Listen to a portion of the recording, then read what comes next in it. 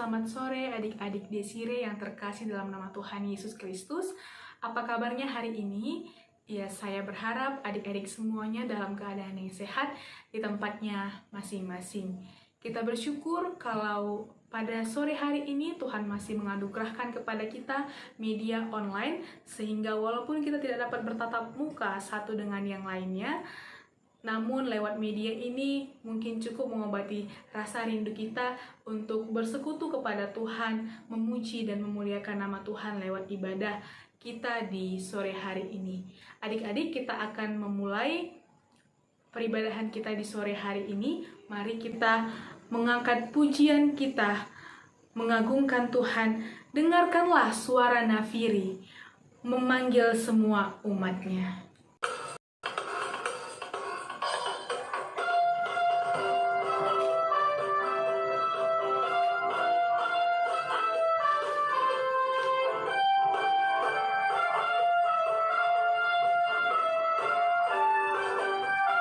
Mari kita katakan, dengarkanlah suara nafiri memanggil semua umatnya. Dengarkanlah suara nafiri memanggil semua umatnya. Dari seluruh penjuru bumi datang untuk menyembah Dia. Dengarkanlah suara nafiri memanggil semua umatnya. Gereja Tuhan bersatu kini, mengangkat tinggi panjinya. Bersiap maju, janganlah lengah, Yesus Panglima kita. Kenakan semua senjata Allah dalam kuasa Roh Kudus. Api kemuliaan-Nya tercurah dari surga, penuhi kami semua. Bangkitlah gerejanya, api kemuliaan-Nya tercurah dari surga.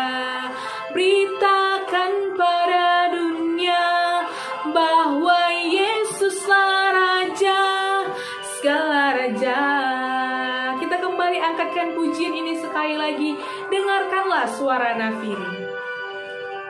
Dengarkanlah suara nafiri memanggil semua umatnya.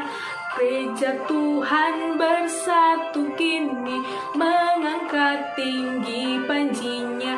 Bersiap maju, janganlah lengah, Yesus Panglima kita. Kenakan semua senjata Allah dalam kuasa Roh Kudus.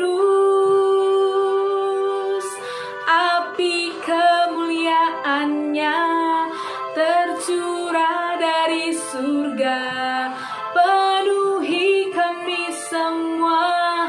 Bangkitlah gerejanya, api kemuliaan-Nya tercurah dari surga. Beritakan pada dunia bahwa Yesuslah Raja segala raja.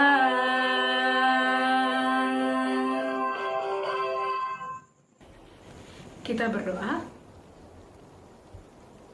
Terpuji dan termulialah Engkau ya Allah kami yang baik, Allah kami yang hidup, Allah kami yang kudus, yang kami sembah dalam nama anak-Mu Tuhan Yesus Kristus. Sungguh kami bersyukur dan berbangga hati memiliki Allah seperti Engkau ya Tuhan, sebab Engkau adalah Allah yang luar biasa dalam kehidupan kami. Perbuatan-perbuatan-Mu yang ajaib membuat kami terpesona akan Engkau ya Tuhan Yesus. Terima kasih ya Allah untuk setiap pemeliharaan-Mu, penjagaan-Mu, bahkan pimpinan-Mu dalam kehidupan kami sepanjang 1 minggu ini ya Allah. Kalau kami boleh melalui dan melewati semuanya itu ya Tuhan, sungguhlah bukan karena kekuatan dan kehebatan kami, tetapi semua hanya oleh karena anugerah-Mu ya Bapa. Kami juga bersyukur ya Tuhan, di tengah kondisi pada saat ini yang masih tidak memungkinkan kami untuk beribadah secara tatap muka dengan teman-teman kami, tetapi kami bersyukur karena Tuhan menganugerahkan kepada kami teknologi yang begitu baik, sehingga kami boleh melakukan peribadahan ini secara virtual, ya Tuhan Yesus. Bapa yang baik dalam surga, kami akan memulai peribadahan kami di sore hari ini. Kiranya Engkaulah yang boleh memberkati kami satu persatu, menguduskan dan menyucikan kami di tempat kami masing-masing, agar kami boleh dengan sungguh-sungguh menikmati hadirat Tuhan di tengah-tengah peribadahan kami di sore hari ini. Berkati setiap hamba-hamba-Mu yang akan melayani-Mu lewat peribadahan di sore hari ini. Biarlah kiranya Tuhan yang juga sungguh-sungguh mengurapi dan menguduskannya. Terima kasih ya Allah kami yang baik. Hadirlah Engkau di tengah-tengah peribadahan kami di sore hari ini, karena di dalam nama Tuhan Yesus Kristus kami telah berdoa dan mengucap syukur. Amin. Teman-teman, kita akan bermazmur bagi Tuhan. Mari kita buka Alkitab kita dari Mazmur 119 ayat 1 sampai dengan ayatnya yang ke-9. Saya akan membacakannya bagi kita, teman-teman boleh mengikutinya di rumah kita masing-masing. Mazmur 119 ayat 1 sampai dengan ayatnya yang ke-9. Bahagianya orang yang hidup menurut Taurat Tuhan. Berbahagialah orang-orang yang hidupnya tidak bercelah, yang hidup menurut Taurat Tuhan. Berbahagialah orang-orang yang memegang peringatan-peringatannya, yang mencari Dia dengan segenap hati, yang juga tidak melakukan kejahatan, tetapi yang hidup menurut jalan-jalan yang ditunjukkannya. Engkau sendiri telah menyampaikan titah-titah-Mu supaya dipegang dengan sungguh-sungguh. Sekiranya hidupku tentu untuk berpegang pada ketetapan-Mu, maka aku tidak akan mendapat malu apabila aku mengamat-amati segala perintah-Mu. Aku akan bersyukur kepadamu dengan hati jujur apabila aku belajar hukum-hukum-Mu yang adil. Aku akan berpegang pada ketetapan-ketetapan-Mu, janganlah tinggalkan aku sama sekali. Dengan apakah seorang muda mempertahankan kelakuannya bersih? Dengan menjaganya sesuai dengan firman Tuhan. Sampai di situ kebenaran firman Tuhan bagi kita di sore hari ini. Ya, biarlah teman-teman kita sebagai orang yang muda boleh mempertahankan kelakuan kita bersih dengan menjaganya sesuai dengan firman Tuhan. Pada saat ini kita mau datang kepada Tuhan, menyembah dan memuliakan Tuhan. Kita mau menyatakan bahwa inilah rinduku kepadamu ya Tuhan. Segenap hatiku memuji-Mu, seluruh jiwaku menyembah-Mu. Ku memuja-Mu ya Allahku. Kita angkatkan pujian ini bersama-sama. Inilah rinduku kepadamu. Inilah rinduku kepadamu,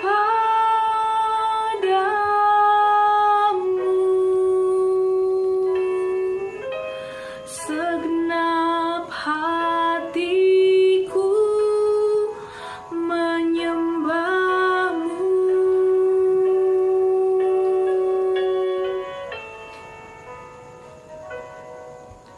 Seluruh jiwaku memuji-Mu.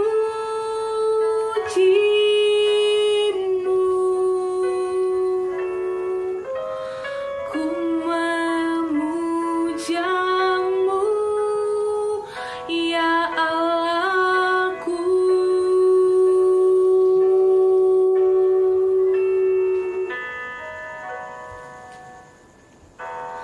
Ku berikan hatiku dan jiwaku, semuanya bagi-Mu di dalam hidupku, di setiap waktu. Nyatakan jalan-Mu.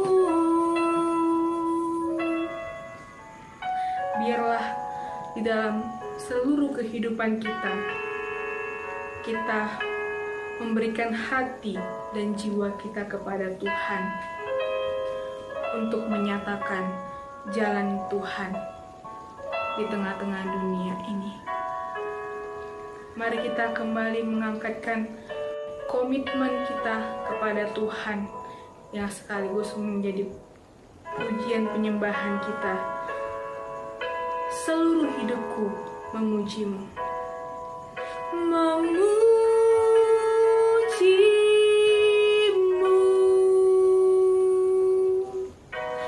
ku memujamu, ya Allahku.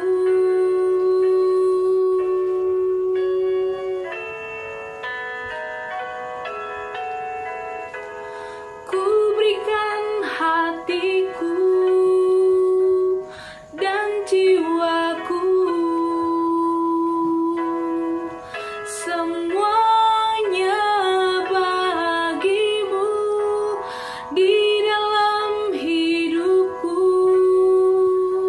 di setiap waktu. Nyatakan jalanmu.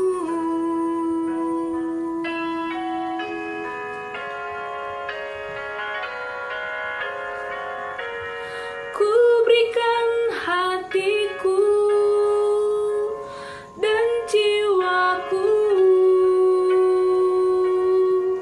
semuanya bagimu di dalam hidupku, di setiap waktu. Nyatakan jalanmu. Nyatakan jalanmu.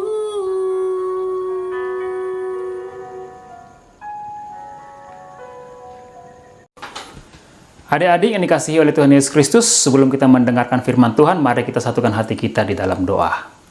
Bapa Surgawi, kami bersyukur kepadamu pada saat ini karena kami akan mendengarkan firman-Mu.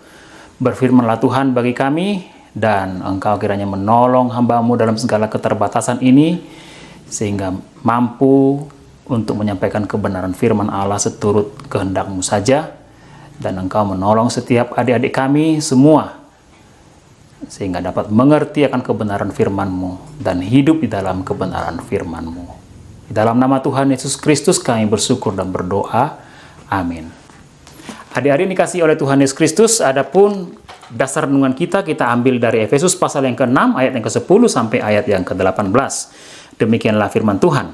Akhirnya hendaklah kamu kuat di dalam Tuhan, di dalam kekuatan kuasa-Nya, kenakanlah seluruh perlengkapan senjata Allah supaya kamu dapat bertahan melawan tipu muslihat iblis. Karena perjuangan kita bukanlah melawan darah dan daging, tetapi melawan pemerintah-pemerintah, melawan penguasa-penguasa, melawan penghulu-penghulu dunia yang gelap ini, melawan roh-roh jahat di udara. Sebab itu, ambillah seluruh perlengkapan senjata Allah, supaya kamu dapat mengadakan perlawanan pada hari yang jahat itu, dan tetap berdiri sesudah kamu menyelesaikan segala sesuatu. Jadi berdirilah tegap, berikat pinggangkan kebenaran, dan berbaju zirahkan keadilan.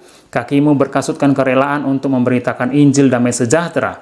Dalam segala keadaan pergunakanlah perisai iman, sebab dengan perisai itu kamu akan dapat memadamkan semua panah api dari si jahat. Dan terimalah ketopang keselamatan dan pedang roh, yaitu firman Allah. Dalam segala doa dan permohonan, berdoalah setiap waktu di dalam roh, dan berjaga-jagalah di dalam doamu itu dengan permohonan yang tak putus-putusnya untuk segala orang kudus. Sampai di situ pembacaan firman Tuhan.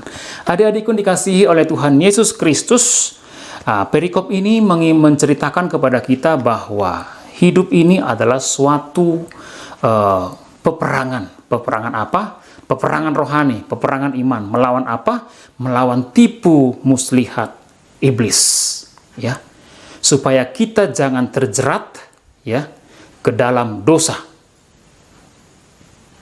Supaya kita jangan terjerat ke dalam dosa. Adik-adikku yang dikasihi oleh Tuhan Yesus Kristus, Rasul Paulus mengingatkan kepada kita melalui perikop firman Tuhan pada saat ini. Dikatakan akhirnya hendaklah kamu kuat di dalam Tuhan, di dalam kekuatan kuasa-Nya. Adik-adik yang dikasihi oleh Tuhan Yesus Kristus, ayat ini mengingatkan kita sekali lagi bahwa hanya di dalam Tuhanlah kita bisa kuat. Di luar Tuhan kita tidak dapat melakukan apa-apa, berbuat apa-apa. Sebagaimana itu sudah dinyatakan oleh Tuhan Yesus di dalam Injil Yohanes pasal yang ke-15 ayat yang ke-5. Saya bacakan khusus kalimat ini. Sebab di luar aku, kamu tidak dapat berbuat apa-apa.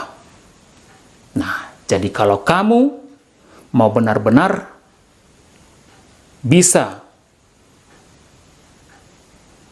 menang melawan tipu muslihat iblis, kamu harus pastikan dirimu dulu bahwa kamu berada di dalam Tuhan. Ya. Sebagai orang-orang percaya, kita semua sesungguhnya sudah berada dalam Tuhan.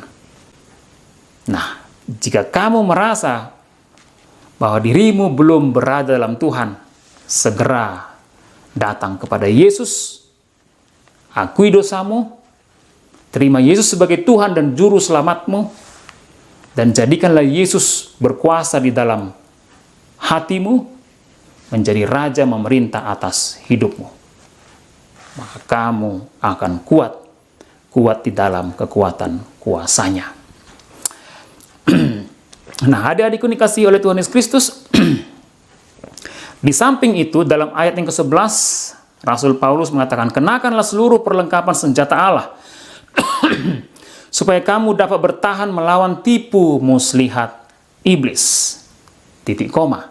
Karena perjuangan kita bukanlah melawan darah dan daging, tetapi melawan pemerintah-pemerintah, melawan penguasa-penguasa, melawan penghulu-penghulu dunia yang gelap ini, melawan roh-roh jahat di udara. Adik-adikku dikasihi oleh Tuhan Yesus Kristus.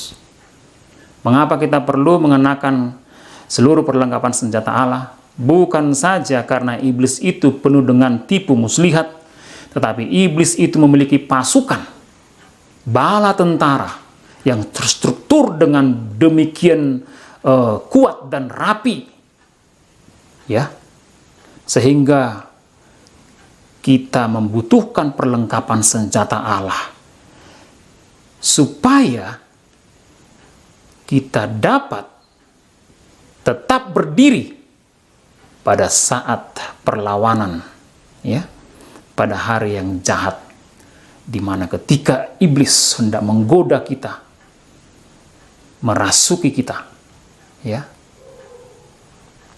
kepada hal-hal yang tidak berkenan kepada Allah. Nah, adik-adikku dikasihi oleh Tuhan Yesus Kristus, di sini diungkapkan oleh Rasul Paulus apa saja yang menjadi senjata Allah itu, ya. Apa saja. Namun sebelumnya, sebelum kita mengenakan seluruh perlengkapan senjata Allah itu, Rasul Paulus mengatakan di dalam ayat ke-14, jadi berdirilah tegap. Berdirilah tegap, ya, adik-adik kasih Tuhan.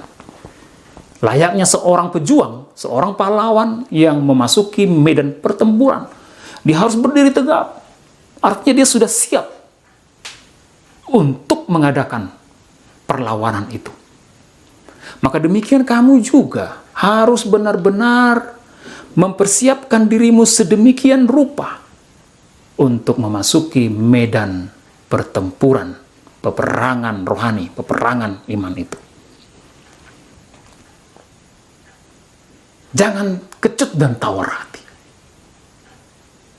Jangan sekali-kali kecut dan tawar hati. Ingat, kamu sudah berada di dalam Tuhan dan berada di dalam kekuatan kuasanya. Selanjutnya Rasul Paulus mengatakan, kita harus mengenakan seluruh perlengkapan senjata Allah. Yang pertama-tama dikatakan di sana, berikat pinggangkan kebenaran dan berbaju zirahkan keadilan. Sebagai anak-anak Tuhan, ya, kita masuk ke medan pertempuran iman itu layaknya seorang pahlawan, seorang pejuang yang mengenakan baju perang dan ikat pinggang. Baju zirah itu baju perang yang terbuat dari lempengan-lempengan besi, Dan supaya seorang pejuang atau pahlawan bisa bergerak dengan luasa, dia harus memakai ikat pinggang. Karena memang ikat pinggang itu membantu baju zirah itu melekat dengan baik pada tubuh seorang pejuang itu. Sehingga dia dapat bergerak dengan lebih leluasa, cekatan di dalam setiap pergerakannya di dalam medan pertempuran itu. Maka setiap kita juga di dalam pertempuran iman, peperangan rohani, kita harus memakai keadilan sebagai baju zirah dan memakai kebenaran sebagai ikat pinggang, sehingga kita benar-benar luasa untuk melakukan peperangan rohani itu, menghadapi peperangan rohani itu, adik-adik yang dikasihi oleh Tuhan Yesus Kristus. Karena kalau kita hidup adil, kita hidup benar, iblis tidak akan memiliki celah untuk mendakwa kita. Ya, iblis tidak punya celah untuk mendakwa kita. Oh, kamu pendosa. Oh, aku tahu seperti apa kamu. Kamu itu orang begini, orang begitu. Kalau iblis sudah mendakwa kita dengan tuduhan-tuduhan atas segala dosa yang sering kita kerjakan, atau hidup yang tidak benar, hidup yang tidak adil, ya sudah kalah duluan dong sebelum berperang. Maka kamu harus benar-benar hidup di dalam keadilan dan hidup dalam kebenaran. Senjata berikutnya dikatakan, adik-adikku yang dikasihi oleh Tuhan Yesus Kristus, ayat 15, kakimu berkasutkan kerelaan untuk memberitakan Injil damai sejahtera. Ya, layaknya seorang pejuang harus pakai kasut. Kalau tidak ada kasut, ya kakinya akan terluka barangkali kepada benda-benda tajam yang ada pada tanah yang ia lintasi. Ya, dia akan mudah dikalahkan kalau sudah terluka kakinya, bukan?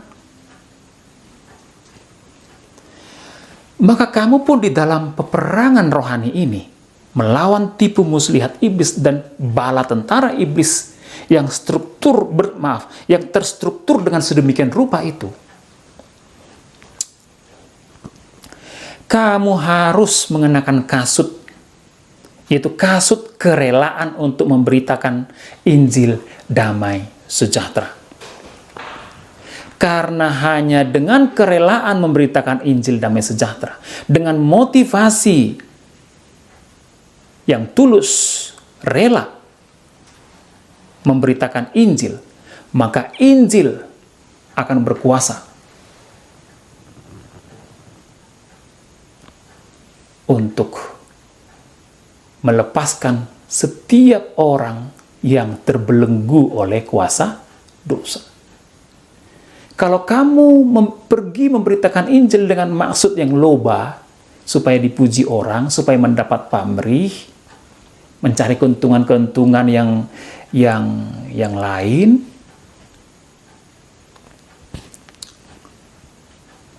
Injil itu bisa tidak berkuasa.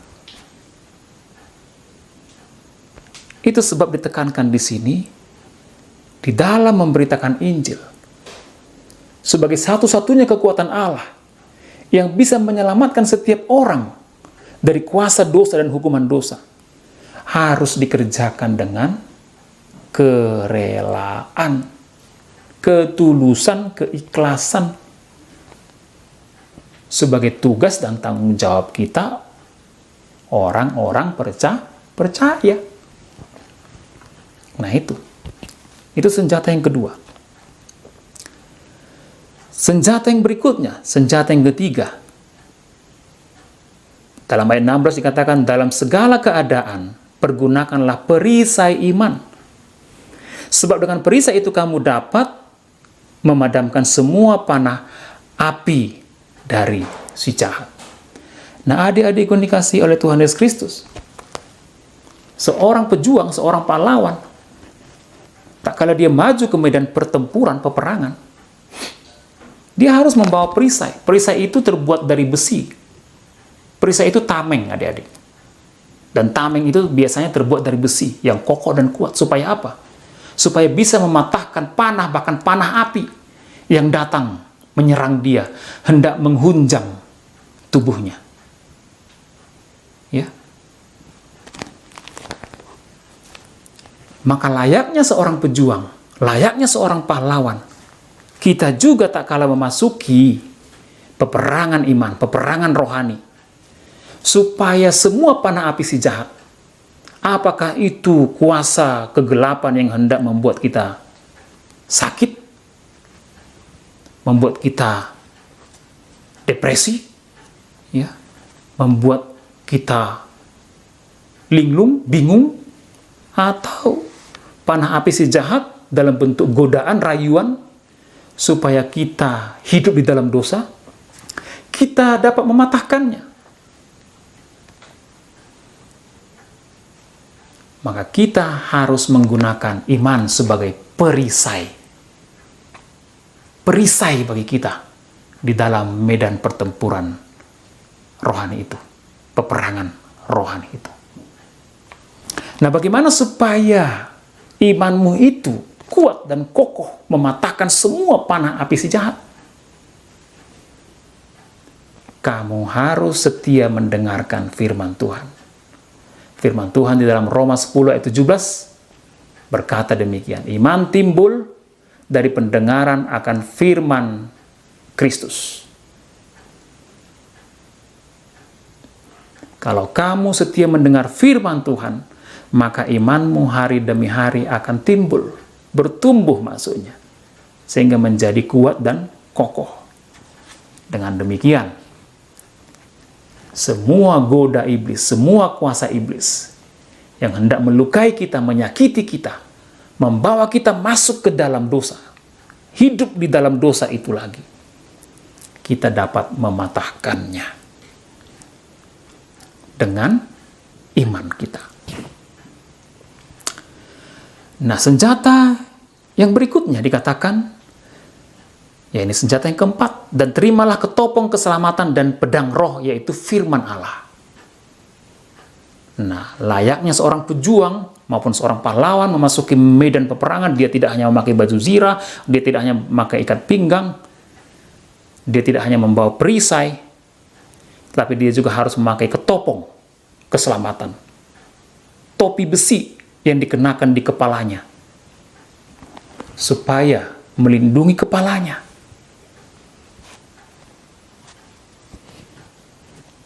Dan bukan hanya itu, dikatakan menerima pedang roh, yaitu firman Allah.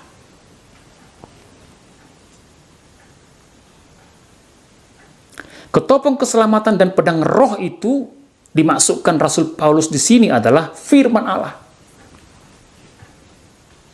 Maka supaya pikiran kita ini terlindungi dari semua bisikan-bisikan si jahat, rayuan-rayuan si jahat yang masuk dari telinga kita, telingamu, kamu harus memenuhi pikiranmu, kepalamu ini, ya, dan melindunginya dengan firman Allah. Tak kala sudah penuh kepalamu ini dengan firman Allah, melalui pembelajaran Alkitab, pembacaan Alkitab, dan khotbah-khotbah yang kamu dengar, maka tak kalah masuk bisikan iblis, rayuan iblis ke telingamu, itu semua bisa tertolak mental, sehingga tidak bisa menghanyutkan pikiranmu kepada si jahat, membawa pikiranmu kepada si jahat dan melakukan hal-hal yang jahat. Karena firman Allah bisa membuat pikiranmu menjadi jernih, bersih. Itu dikatakan oleh pemazmur di dalam Mazmur 119 ayat yang ke-9. Dengan apakah seorang muda mempertahankan kelakuannya bersih? dengan menjaganya sesuai dengan firman-Mu. Maka supaya pikiranmu itu jangan kotor sehingga kelakuanmu pun menjadi benar, kamu harus menjaga pikiranmu, kepalamu itu dengan firman Allah, ya.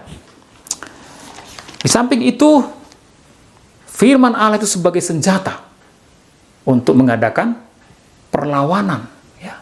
Adik-adik dikasih Tuhan. Harus ada senjata untuk mengadakan perlawanan. Nggak cukup hanya tameng saja. Ya, harus ada senjata. Dan firman Allah itu dikatakan juga selain sebagai ketopong keselamatan, firman Allah itu juga dikatakan pedang roh. Nah, lihat. Mungkin kamu lihat dulu Matius pasal 4, ya. Nanti baca di rumah lah. Ayat 1 sampai ayat yang ke berapa itu? 11 ya, barangkali. Ya, Matius pasal 4, ayat 1 sampai ayat yang ke-11. Di sana iblis mencobai Yesus sebanyak 3 kali. Dan Yesus selalu mematahkan serangan iblis dengan mengungkapkan ada tertulis. Yang artinya firman Allah. Yesus melawan pencobaan itu dengan menggunakan firman Allah. Demikianlah juga ini dimaksudkan Rasul Paulus di sini, firman Allah sebagai pedang roh. Supaya kita bisa melawan semua tipu muslihat iblis, membongkar semua trik-trik jahat si iblis.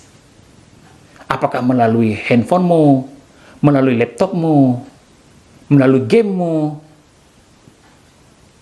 melalui apa saja yang ada di sekitarmu, yang bisa dipakai oleh iblis untuk menipu kamu. Firman Allah akan membongkarnya dan menaklukkannya, sehingga kamu tidak terjerembab ke dalam dosa. Senjata yang terakhir dikatakan oleh Rasul Paulus di sini, dalam segala doa dan permohonan, berdoalah setiap waktu di dalam roh dan berjaga-jagalah dalam doamu itu dengan permohonan yang tak putus-putusnya untuk segala orang kudus.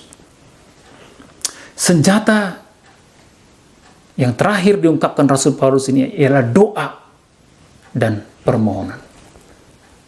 Dibedakan antara doa dan permohonan ada di komunikasi Tuhan. Doa itu adalah suatu hubungan, relasi, komunikasi dengan Tuhan.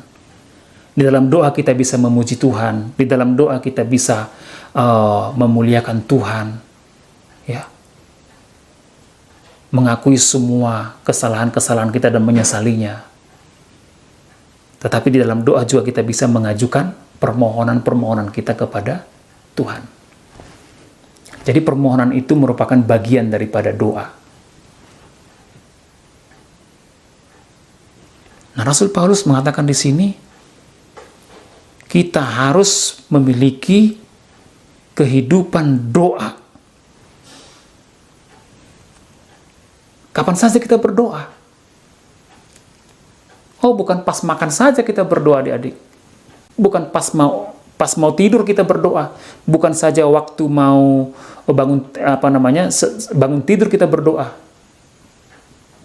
Tapi dikatakan Rasul Paulus ini, berdoalah setiap waktu. Jadi kamu harus memiliki kehidupan doa. Setiap waktu, kapan saja adalah waktu untuk berdoa. Dikatakan di sini, di dalam roh. Berdoa itu di dalam roh. Karena hanya melalui pimpinan roh lah kita dapat menaikkan syukur pujian kepada Allah, ya, yang bisa memuliakan Tuhan. Hanya dengan penginsapan roh lah kita dapat mengakui dan menyesali semua dosa-dosa kita di hadapan Tuhan dan berjanji untuk tetap setia di dalam kebenaran dan keadilan. Hanya dengan pimpinan roh lah kita bisa menaikkan permohonan yang sesuai dengan kehendak Tuhan. Tanpa dalam tanpa dengan pimpinan roh, kita tidak akan dapat berdoa dan bermohon dengan benar di hadapan Tuhan. Maka setiap kali ada godaan iblis, cobaan, serangan-serangan si jahat yang hendak menyakiti, melukai kita, dan membawa kita masuk ke dalam dosa, itu adalah waktu yang tepat untuk berdoa. Jangan malah kamu mengeluh. Jangan malah kamu berputus asa. Justru dalam keadaan genting-genting seperti itu, kita harus berdoa kepada Tuhan. Dengan tak putus-putusnya. Artinya, jangan mudah menyerah. Terus berpengharapan kepada Tuhan. Adik-adik dikasih Tuhan Yesus Kristus. Ya, itulah kebenaran firman Tuhan bagi kita pada saat ini, yang mengingatkan dan mengajarkan kita semua agar kita bisa memenangkan peperangan rohani, melawan tipu muslihat iblis dan pasukan bala tentara iblis. Amin. Mari kita berdoa. Bapa Surgawi, kami bersyukur kepadamu, kami sudah mendengarkan firman-Mu.